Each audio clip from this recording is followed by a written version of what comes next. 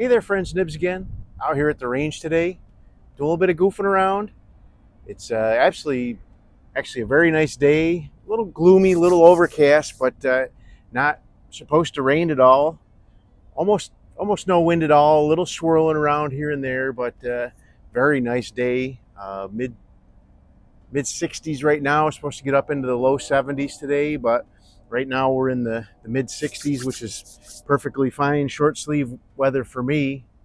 I wanted to get out here to the range and shoot a couple of guns. Actually, I came out with 4 guns, not a scope in sight. So we're going to have a good day. Iron sights all day today. But the one we're going to be looking at in this is a new one that you guys seen me unbox and do a can cut with recently. But I wanted to get it out and stretch it out a little bit more. Preliminary testing is telling me that this is going to probably be a pretty impressive video. But you guys know how I get when I get on camera, things just fall apart. But what we have here is a Haenel Model 311. And these were made between 1964 and 1992.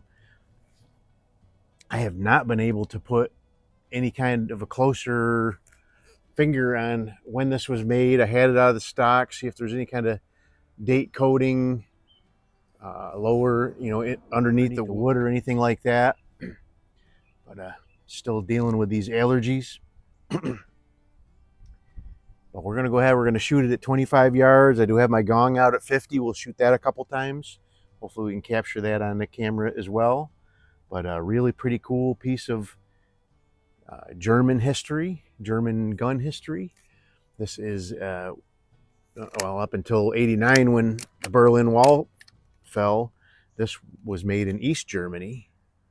So I'm not sure exactly when this was made. If anybody has any information on, when this may have been actually manufactured, or know how I can figure out how closely to date this thing, let me know in the comments down below or send me an email. My email is down in the description. I appreciate everybody sending me emails, let me, having conversations and stuff. But let's go ahead and get it started off right. We'll go out to 50 yards and hopefully get a pating out here. Oh yeah, pating! Love that gong. I didn't set up too many.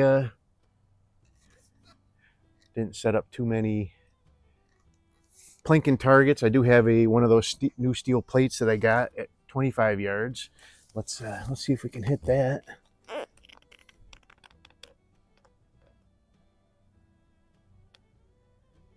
Oh, automatic safety got me. All right. Doesn't look like I hit the split. Doesn't look like I hit the splatter burst paster that's on there. So, but all right. So, got a couple different pellets out here we're going to try. I got some RWS R10 matches, the 7 grain Wadcutters. And we're going to shoot those first. And then I also have some JSB round nose 7.33 exact Diablos.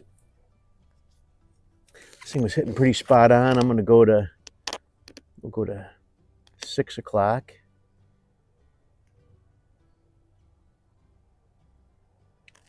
A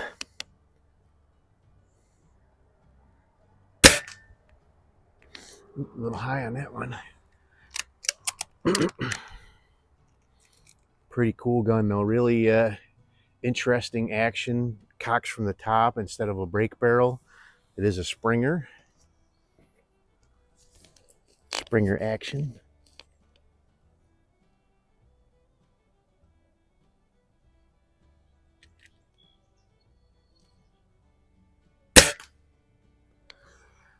While I was practicing, I didn't forget the automatic safety one time. As soon as I get on camera, I just fall apart here.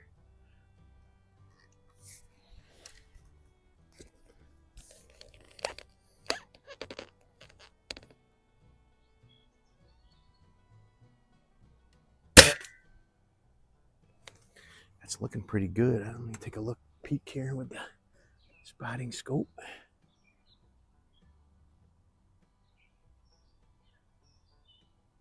So I had some pasters on there. It's chewing up that paster there. Let's do a couple more into that group, and then we'll do a different group. I did do a little chronograph testing back in the garage on this, and averaging right around 514, 515, right in that neighborhood. So right about where it's supposed to be doing from what I've read. That's looking pretty. We're at one ragged hole from here. Do one more on there, and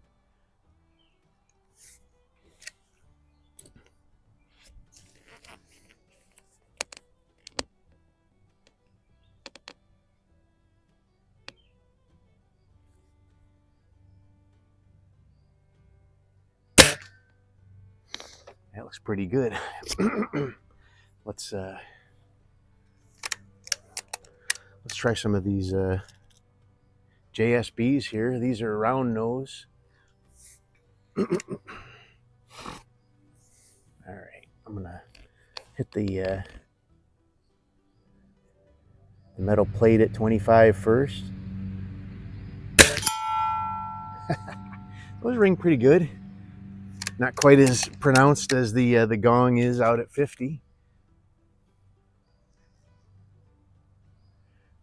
So you gotta have this thing laying down almost flat to get them pellets to fall into that little pellet door there. All right, let's ring the gong at 50.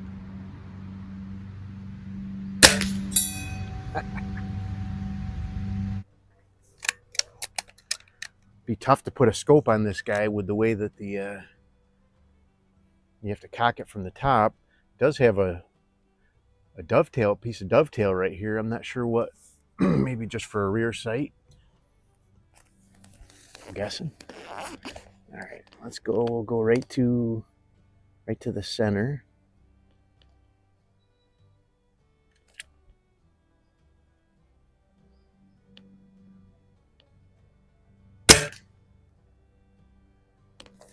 Thing does have a really nice trigger. I haven't measured it yet, but I'm guessing it's right around in just about a pound.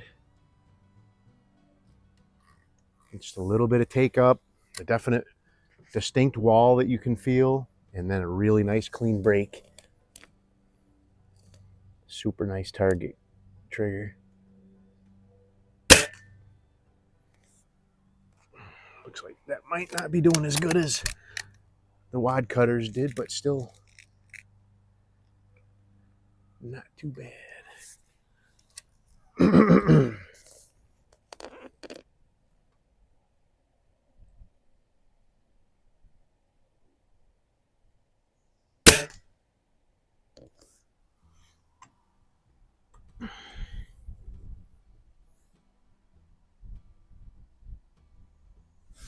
mean, they're all right there in that center area, but they're not touching each other like the Wadcutters were. We'll do another group with the Wadcutters for sure. I like so basically the RWS R10 matches are about the same, basically an equivalent to Meisterkugens. My understanding is the R10s are they're the same pellets, just a little bit closer inspected than the Meisterkugens for irregularities and stuff. But I've tested the daylights out of those Meisterkugens.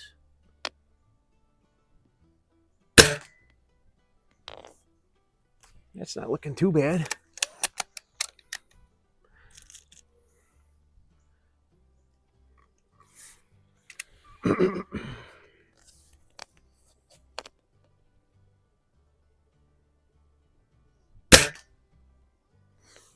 All right.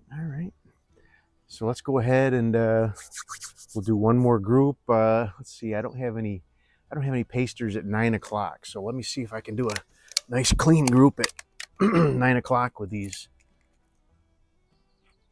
Wadcutters.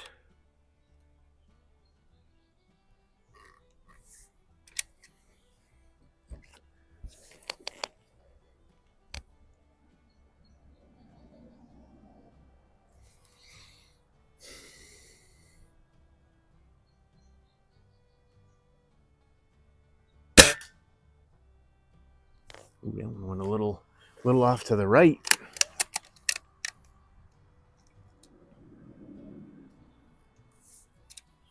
I think I should have fouled a couple shots to the gong before I started.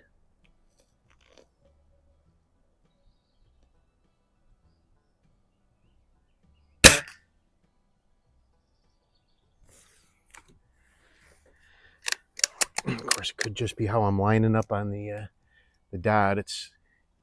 It's really tough to see those little red dots through the peep sights here. So.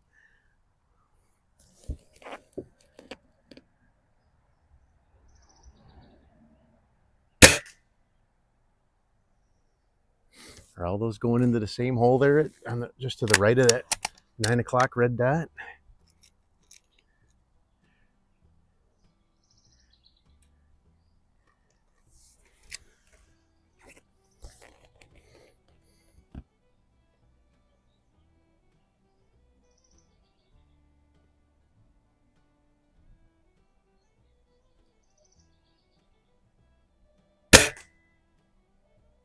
Sure looks like it. Let's see here.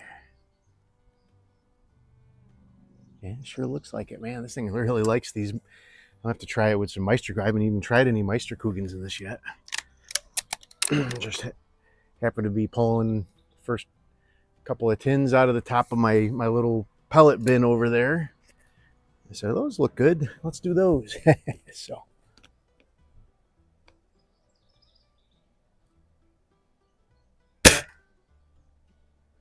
Wow. That is pretty impressive. All right, let's hit the gong a couple more times, and then we'll wrap it up.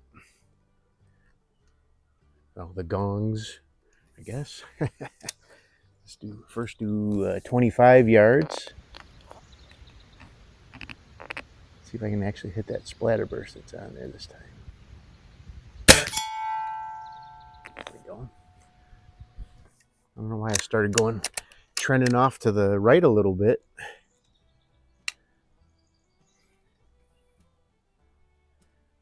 First group I did with the RWS was right on, just a little bit high. All right, out to 50 yards again. Oh, can't leave on a miss. Was a little gust of wind right there, but probably should have held off for a sec.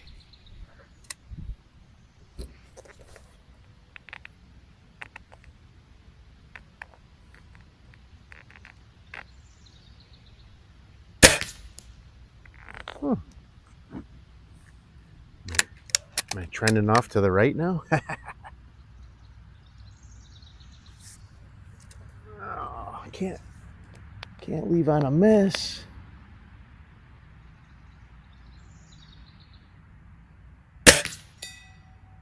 Ooh, that was weak.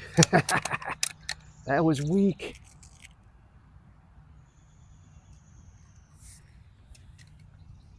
All right, this is a JSB here.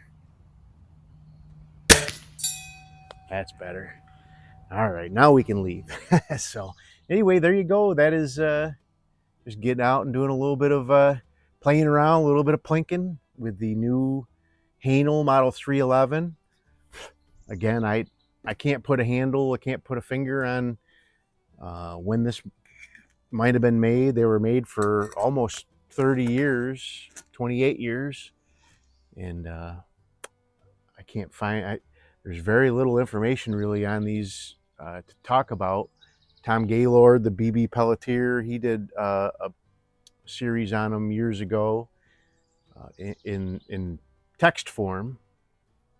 There's a bunch of videos bunch of videos on non-English speaking YouTube channels that talk about them, but I can't understand what they're saying. But they all look the same. That every picture that I see, they look the same. So I don't know if they just stayed the same over the 28 years that they were made, or if there was some variations that could let you know. That would be really nice to know about. So I really like to kind of try to narrow them down as much as I can, but so far I haven't been able to really squeeze it down any more than 64 to 92. I thought maybe it would say made in Germany or West Germany on it somewhere, but it doesn't say that anywhere.